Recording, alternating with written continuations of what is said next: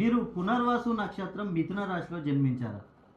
ఈ పునర్వాసు నక్షత్రానికి అధిపతి గురువు.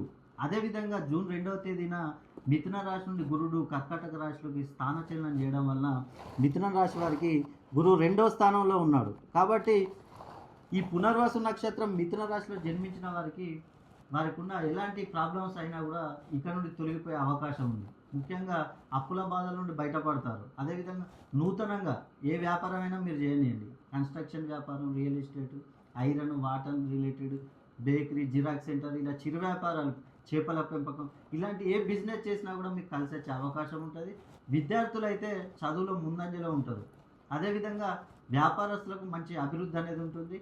ఉద్యోగస్తులకు వారి క్వాలిఫికేషన్కు తగ్గట్టుగా ఉద్యోగాలు లభిస్తాయి. అదేవిధంగా ఉద్యోగంలో ఉన్నవారికి ప్రమోషన్లు, కుటుంబ కలహాల నుంచి బయటపడే అవకాశం, ఆరోగ్య విషయంలో కూడా మీకు అనుకూల పరిస్థితులు ఉంటాయి. కాబట్టి మీరు పునర్వాసు నక్షత్రం మిథున రాశిలో జన్మించి మీకు ఏమైనా ప్రాబ్లమ్స్ ఉన్నట్లయితే ఒక్కసారి నన్ను సంప్రదించండి. నేను కొన్ని పరిహారాలు చెప్తాను, ఆ పరిహారాలను పాటించండి.